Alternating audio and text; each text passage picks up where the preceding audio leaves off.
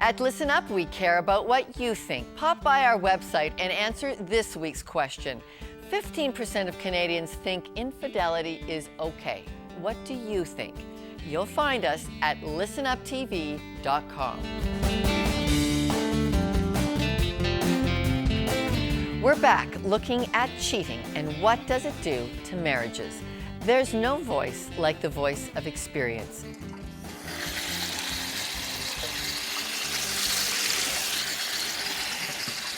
They look like the perfect couple.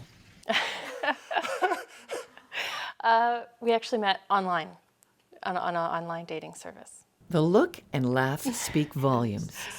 For there is a bittersweet irony in the way this couple, now parents to 4 beautiful children, first met. I think I saw your profile and messaged you, and then we exchanged some emails, and I think we met personally pretty quickly. We went out to a bar and had dinner and a couple drinks.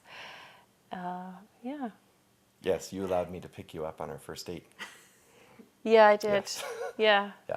Jason began online dating as a sort of experiment. When I met Karen, that was kind of my first experience with the online dating, and it was interesting because I did it originally just hoping to have some fun. I had recently come back from BC. I spent a year out there. I was 25 years old, 26. So I wanted to have some fun, and the second person who I met, and this was on a nice dating site where you meet people, and I met Karen, and there was an instant attraction, and I liked her very much. But there was something else that Jason liked: the thrill, the heart-pumping adrenaline rush that came with online flirting. At that point, I had already kind of fell into the trap of the buzz, the excitement, the flirting and what have you, and engaging in that type of behavior. So it was a time after that before I stepped out, but it was kind of a continuation from there. Stepped out. It's a polite way of stating the painful. The thrill was so addictive. Jason continued his online dalliances through his early relationship and marriage with Karen, eventually signing up for an online dating service for married people.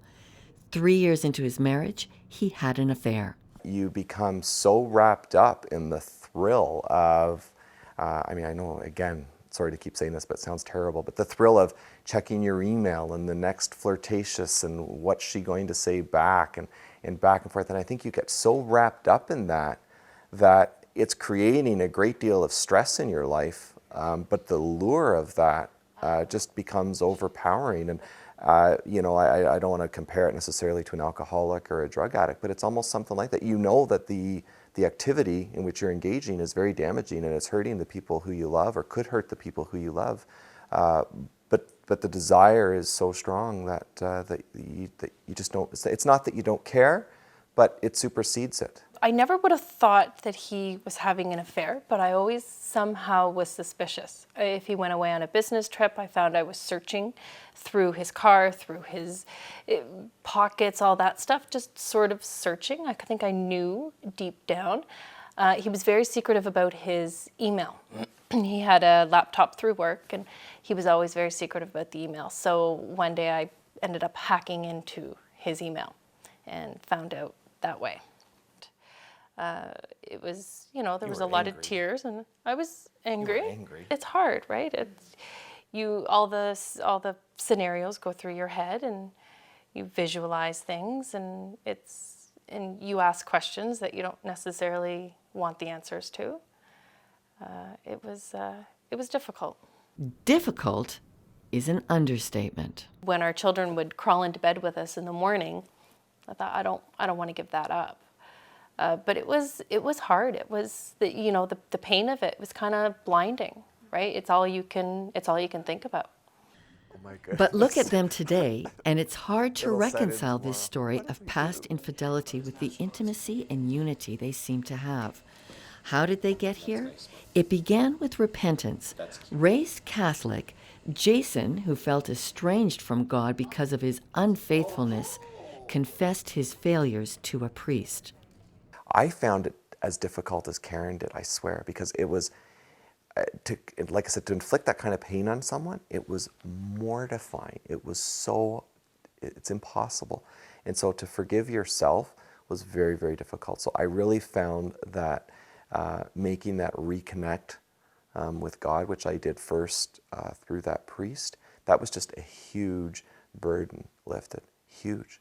I came away with such a much more peaceful feeling. And then I was able to come home and tell Karen, which I don't think hurt at all, here's what I did. Receiving forgiveness from God was the first step toward forgiving themselves and each other. Part of it. It helped a lot. I spent a lot of time praying and for our family and for him and for strength for me. We went to church, for sure. Never missed it. The biggest thing we did, though, was the Retrouvaille. A program offered through their Christian community and designed to help strengthen marriages. Jason says, But it was amazing. asked to sum up what they learned about God, That you need him. Yeah, that's a good one, actually. It's a really good one. That you can't do it without him. That was a really big thing for me, and the feeling that I had after turning to him and making that commitment, it's difficult to describe how good a feeling that is, and yet in the hustle and bustle of life, it is so easy, to forget. So it's a conscious effort that we make all the time. it takes a special kind of courage to reveal your private failures in public, a courage made possible, this couple says, by the hope that others might learn from their mistakes. Try and maintain a healthy relationship with God, because I think as long as you do that, it makes stepping out, it makes engaging in these behaviors that much more difficult, be it because he gives you the strength or because, if you want to use the word guilt, whatever the case may be, I think that's very important to maintain a healthy relationship with God.